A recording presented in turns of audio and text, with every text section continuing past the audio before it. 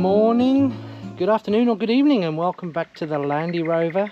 And the restoration's still going, and today we're installing these mud stuff.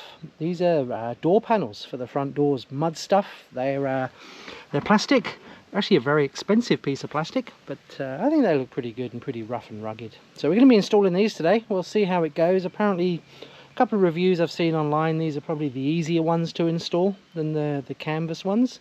They're a pretty rigid plastic. We've got some instructions in here, and we've got some goodies. We've got the nets.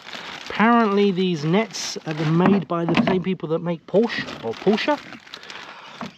I didn't know they made net, but anyway, there we go. And we've got a few handles, and we've got a few screws, and the lovely sticker that goes there that says what it is. Shouldn't be too difficult, but everything in Land Rover restoration or classic car restoration is never straightforward. There's always going to be a couple of gotchas on these things. I see I've got to drill a couple of holes here by the looks of it. It's going to be a few gotchas, so we'll see how we go. I've got the old style door locks. They're not the anti-burst ones, so I've got to install these locking door thingies. It basically means you can push it in, and it stops you from being able to open the door, or someone being able to open the door from the outside when you're inside. Makes sense, should be simple. We'll see how we go. So first stop, installing these door knob thingies. They didn't come with Mud UK equipment. They're I think they're a Brit part, but we'll install those and see how we go. So these are the locks. I have actually installed these already. This is a new lock. These come with 3 rivets along here. You have to drill out 2 of the rivets to be able to get that in. It's a pretty simple design. It goes in like this. You pop that in and twist it, and then it stops this from being able to lift up, so someone from outside being able to unlock it whilst you're inside. Now these are actually a very poor design. I don't know who makes them. I think they're Brit part, which is quite surprising. What I found, excuse the mess inside the car, what I found is when it's locked and you try and lift this door up, it compresses this post, and then it pops out, and it's an absolute pain to get in again. Poor design, considering this thing is designed to stop the door handle lifting up. You lift up the door handle, it breaks. So we're going to perform a bit of surgery on these to start off. I'm thinking I can't get this back in, it's an absolute pain. So I'm going to make this slightly bigger. It is steel, this is steel as well, the steel shaft. Excuse the light, we're in the shed because it's raining today. So you're going to make the hole a bit bigger, put the shaft through, and then I'm going to weld it. I'm going to do a couple of little tack welds just with the MIG welder, just to give it a bit more strength and stop it coming out when you try and lift the door handle up. Poor design, obviously built by people who've never installed them into doors before. So yeah, we'll give that a go. I'm going to make the hole a bit bigger, we'll give it a MIG weld, then we'll put them back on. Okay, so I've got used one of these big old hole saw things. Lesson learned. Don't try and do up the chuck on the drill with one of these in, because it's actually cuts your finger. But anyway, I got made the hole a bit bigger. I've got this shaft in now. It's a tiny bit loose, but I'm just going to do a couple of spot welds on there, not the side where the little pin goes to make it lock, but I'm just going to do 2 little spot welds on each side. Just to give it stop it moving, just make sure it never comes out again, because to get it out, or to get it back in again, sorry, you got to actually take all the rivets off. So we'd have to take this door panel off, take the rivets off, get this out, put it back in, and everything else. I'm just going to weld it in so it doesn't move ever again. Same as the other side. The other side did exactly the same. Must be a design issue with them. All I did was try and lift the handle, which these things are meant to stop from happening, and it popped out. So I think it just compressed the shaft a bit, this split, and then it came out. So we'll fix that from ever happening again with the good old MIG welder. Okay, we're back in the shed. I've just done some big ugly spot welds around the outside. I tried welding the other side, but it just wasn't strong enough. So the problem I have with these locks, perhaps it is just a bad design, or it's just the way it is. You lift the door handle up. There's quite a lot of momentum on there, or torque, or whatever the word is, I can't think of it. You lift this up, that's fine. Push this in and lock it. So that's now in the lock state. That's a lot of pressure going on that little shaft that stops it from moving. Someone on the outside wanted to get in, you just got to yank that up, this will just pop off. But anyway, there we go. Perhaps it's a bad design, perhaps it's just the way it is. So yeah, when I got the vehicle, there was that gate lock on here you would have seen in a previous video. Perhaps we put one of those back on later on, just so we can lock it when we're inside. But anyway, that's probably the best we're going to get it. Not the greatest design, this, but we'll keep it as it is. So on with the instructions, or start with the instructions. We need to cut a hole.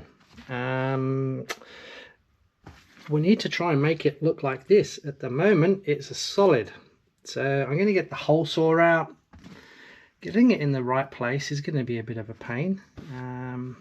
Or we can remove the whole rectangle, which is what they suggest for the newer style doors. I don't know, I'll have a play. I'm going to drill the hole first. If it doesn't look right or it doesn't match up, I'm just going to drill out the whole section anyway, but we'll see how that is. It's chucking it down with rain outside, so we'll see what we can do this.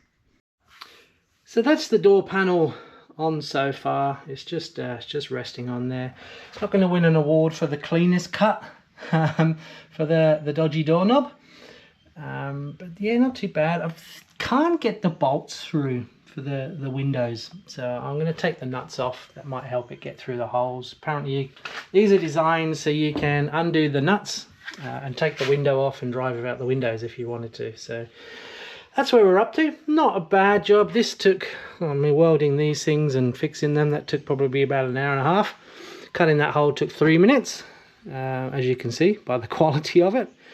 Just getting these nuts and bolts through for the windows is probably going to be a bit of a pain. Once this is on, we're going to put the net on, we'll put the handle on, and we'll then bolt her in. So onwards and upwards. So yeah, probably take these off first, the nuts off the bolts for the windows, just so we can get that through and get that offered up. But yeah, not looking too bad. I think they're going to match the carpet on the inside, and we've also got the rubber mats coming as well. So not too bad. Shame I'm not outside, but it is chucking it down with the rain today. Yeah, the instructions don't quite say take the window off. It's much easier just to line it all up. Next step is to drill the holes, 5.5mm drill bit. They've put the pilot holes on there, or the holes in the panel. The tricky part is exactly where this hole is exactly where the seam is, or the lip here. So as soon as you drill through, the drill drops down and your hole's too low. So I'm going to persevere with that anyway. There's 8, 9, 10 holes to drill, sorry, 11 to drill. And then these little fir tree clips, they then go through the holes and hold it all into place. They say do the net second. If it's on the door, you can't put the net on because it's flopping all over the place. If it's on the floor, yeah, you could do it on the floor, but I'm not taking this off again. I've damaged it enough trying to get it over this annoying knob. Probably the worst thing that I've ever installed so far on this car are these stupid knobs. They're broken, they're fallen off, and now they're causing problems, and they're actually scratching the plastic as you try and get it over. But anyway, I'm going to drill these holes. We'll get these fir tree clips in, then we'll tackle the net, and then we'll tackle the handle. In theory, we'll keep trucking along. Okay, so a bit more progress. We've drilled the 5mm holes, or 5.5mm. Put the fir tree clips in. A couple don't quite go in. They're not long enough, and the door needs to, or the panel needs to be bent. I'm just going to glue them in just to stop a big hole from showing or it falling out. This is one at the top, just where there's a lot of give. They're not quite strong enough to hold it in. But we've got them in, and I've got the net on. It said to drill pilot holes of 2.5mm. I didn't. I did 1mm. The plastic's pretty thin, and to get the screws to bite and yeah, be able to use it and not fall out, could almost not doing pilot holes. It's very soft plastic, and the screws are pretty sharp. But I did 1mm, so that's in. So we've got a basket on there now as well. I'll fit the handle, put the window back on, and then we're done. pretty much. So yeah, just a bit of glue on this one. This one's not long enough to get into the hole, and it would deform the panel quite a lot if we did use that. And the same around here as well. This one's I might be able to get it in there. I'll have a try, but yeah, not looking too bad. So the handle's on, where the holes go, lined up perfectly. There's a rib through here, so yeah, that was good. And the windows back on now as well. The bolts easily fit through the holes. They've actually given you a nice decent cutout here as well too. Sorry, there's a mosquito the size of an aircraft. They've actually given you a nice big cutout for a socket to get on there, which was very welcome, because I was expecting a bit of a fight there. So there we go. So she's all done. We've got the logo on, we've got the handle on, everything's all set. The net's on. First test of the net, the obligatory can of Pepsi Max, and it fits. So there we go. Got to do the other side now. This side took probably about an hour to do, just because I was measuring and faffing around cutting this up. These silly locks from Brit. I'll give them a bit of a review. Not the best design. If you can stay clear of these, stay clear of these. Cutting that hole was probably the biggest thing. You can cut it smaller, but then you can't get the lock out. So in fact, I can't get the lock out now anyway. Oh well, I'll keep fighting. There we go. So no, anyway, there we go. And here we are with the driver's side now done. All in all, this one, to be honest, this one took about 25 minutes, probably a lot quicker than the other one, as I was trying to work out what size to cut this.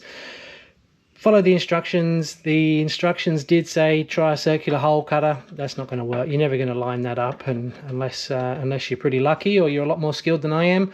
I did have to make a bit of a cutout here, which I didn't have to do on that side. This door handle wasn't fully latching, so we've got a bit of a cutout there, probably about 6-7 mil. The handle lined up perfectly with the ribs, so yeah, great design there. And I did have the challenge where the holes for this is on the lip of the galvanized top of the door, so that was a bit of a struggle. I just started off with a smaller drill bit and worked my way up. The instructions said 2.5 mil drill bit. I used a 1 mil, 1.5 mil, just to give it some more grip and a bit more strength on the screws. I think yeah, 2.5 mil was getting a bit too big, I think, for those. But yeah, all in all, very happy with those. Just got to fight the door rubbers. These are sticking out too much, but that's new door rubbers for you. So there we go, the Mud UK door panels, hour on one side, 25 minutes on the other side. Pretty impressed with these, so yeah, recommended. If you find these videos useful, please do hit subscribe and the like button. We've got quite a few more coming as we try and get the Land Rover back on the road.